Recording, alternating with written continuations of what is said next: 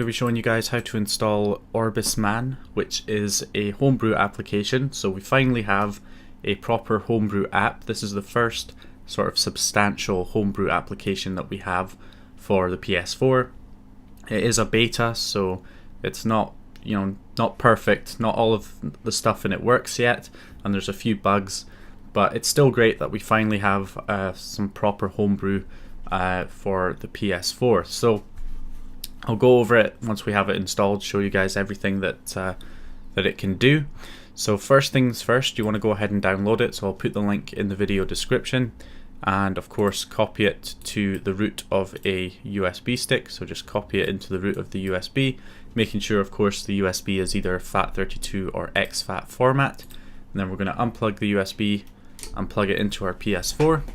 Okay, so once you're on the PS4, you want to go ahead and load up the internet browser, and of course head to our WebKit exploit. So head to 5.05 and run the Homebrew enabler so that we can actually run this program and unlock the debug settings.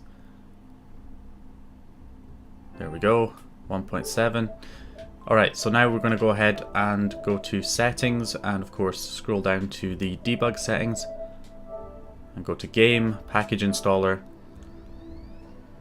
and then the packages on the USB should show up. So you should have Orbis Man beta. Just select it and it will start installing. So 200 megabytes, pretty big for a homebrew app compared to the other ones. The other homebrew apps that have been out before are more just kind of proof of concept kind of things rather than anything that's particularly useful. So here it is, Orbis Man, a dark software production. I think this was released by Lightning Mods a few days ago,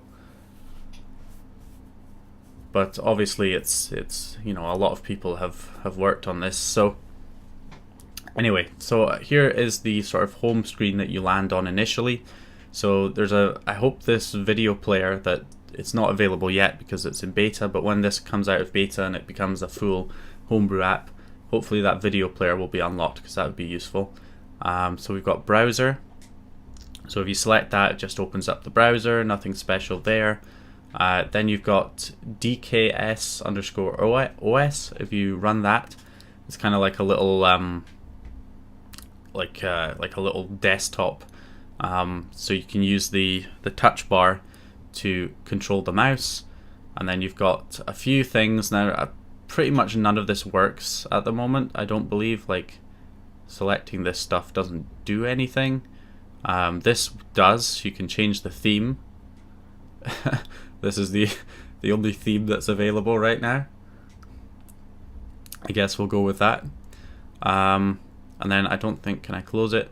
No, I can't close it. So you can see how like kind of buggy this is. Oh no, you can. You just press circle. And then you've got a file manager. So this is actually quite useful. So this is something that I would actually like to see. I would like to see us actually get something like this as a standalone homebrew application. I don't know why nobody's sort of created that yet, or maybe they have, but it's just gone under my radar. But I would like to see something like this, basically just a file manager that is its own standalone homebrew app. That would be incredibly useful, because it's annoying having to run FTP all the time because it's a second payload.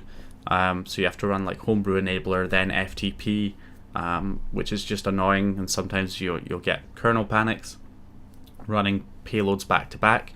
So having something like this as a standalone app where you can copy and paste files, create new folders, basically like XCX menu for the 360. I came from 360 modding to PS4, so I don't know what the equivalent was in PS3. But if you don't know what XCX menu is, look it up on Xbox 360. It's basically a file manager for that's just a standalone homebrew application, something that we could really do with on the PS4. And clearly it's possible just by looking at this. So anyway, that is this little thing. Is there a way to? I actually don't know if there's a way to go back. I don't think there is, so I'm just going to go ahead and close it and reopen it to get back out to the home screen. Okay, so here we are back on this again. So you can reboot, you can exit, and of course you've got toolbox, which is the main thing. So if I press X on that, it'll load up the toolbox, and here we go. So first things first, we've got music, credits, so you can enable, disable audio. Credits obviously gives credits to all the people who worked on this, of which there are quite a few. And then let's see, we've got dump kernel, dump menu, spoof target. You can spoof your firmware, UART settings. What actually comes up with UART settings? Okay, just on or off. That's useful. I don't have a UART cable connected to my PS4, so I can't really show that.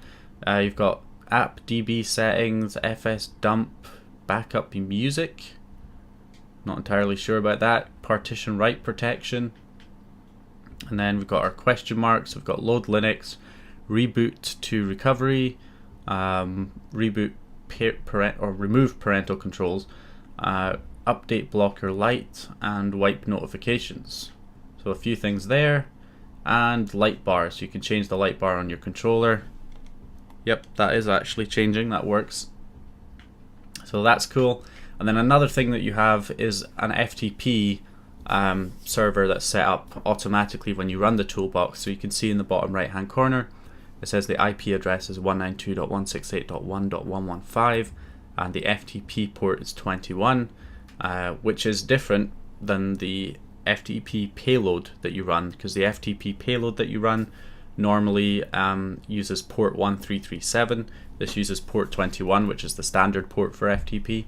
So that's actually quite useful, because again, running multiple payloads in the WebKit's not a great idea, because of course it can it's more likely to kernel panic or crash the WebKit and get out of memory errors when you load one payload like the Homebrew enabler and then you go to run FTP. It's more likely to crash, whereas with this you can just run the Homebrew enabler and then load up Orbis man and use the FTP that's built into this. Let's actually see if it works if we hop over to the computer and we try loading up FileZilla here. So I'll just put in the IP address 1.115, port number 21. Yep, it works, connects, no problem. So that's awesome. So we've got that built in there as well. And another thing that's quite interesting, a lot of these look like payloads that you would find in the WebKit, like the load Linux payload. Crap, I've screwed it up again. I've lost the scroller. That happens sometimes. There's a little bug in here where it's like if you go to the left while you...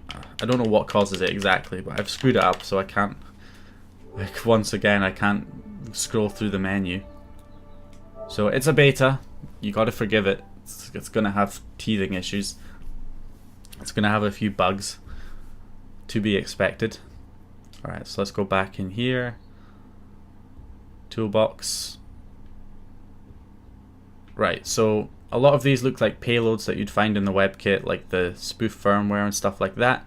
So what's good about this is that if we can have, you know, a Homebrew application that can do payloads, it's going to be a lot more stable than, you know, relying on the WebKit, because the WebKit crashes a lot, obviously. You know, you get out of memory errors, you get JavaScript errors, you get kernel panics. It might still kernel panic if you were doing payloads through some kind of Homebrew app, but you know, at least it's more likely that it's more likely to be stable running multiple payloads, like multiple things one after another, because it's not been done through the WebKit, so it's less likely to crash as much. So again, that's the kind of thing I would look for Homebrew in future, is something like this where you know, it has all the payloads, but you can execute them through this Homebrew application rather than the WebKit, which would be more stable, and having some kind of dedicated file manager app that you could quickly access as well to copy files. That would be useful.